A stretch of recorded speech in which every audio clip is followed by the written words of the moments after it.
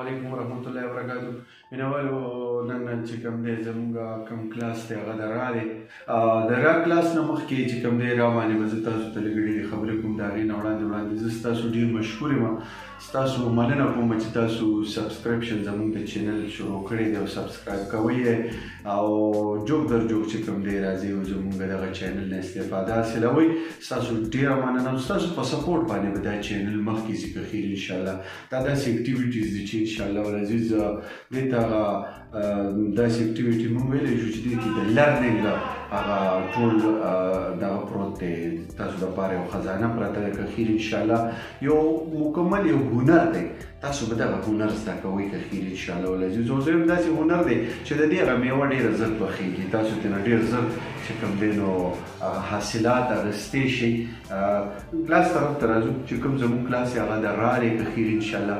را څنګه لیکل کېږي، د را څه اصول دي، د دې څه لینت ویت سایز دی او څو کته کې دا چې کوم دی لیکلی کېږي په دغه باندې به اوس خبرې کوو. چینل سبسکرایب کړئ، سبسکرپشن مه هېروئ، خپلو ماشومانو ته مو ښایي. په دې باندې به زه هغه مواد تاسو دپاره راوړم اخري چې هغه به ستاسو د ماشومانو په ایګزامز کې چې کوم دی په کار راځي. پیپر به څنګه اټمپټ کې په پیپر کې به مارکس څنګه حالي انشاءالله العزیز. باقي خبرې به را چې کوم دی څنګه به لیکل کېږي، د را کومه اپر حصه ده بارانه به قلم راکېږدئ داسې صحیح ده او لاندې طرف ته به په لیفټ سایډ باندې به لږ راشي کراس. دا د دې چې کومه دایریا ده، دایریا د دې ته مونږ عام طور د دال د را چې کوم د ړا زا ډال زال دا څومره چې دي دې فیملی نه تعلق ساتي. د دې دیزي ته مونږ کورسۍ وایو. دا کورسۍ جوړول دي صحیح ده.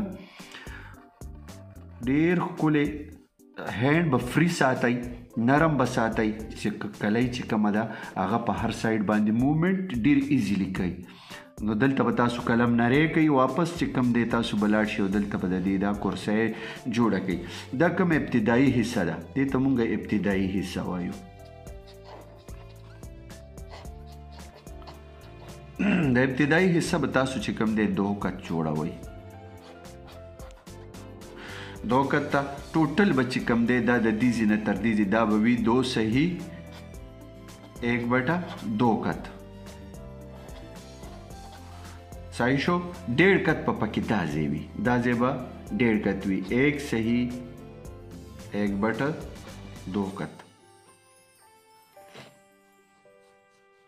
اور دا به پوره 1 کت دا ځای.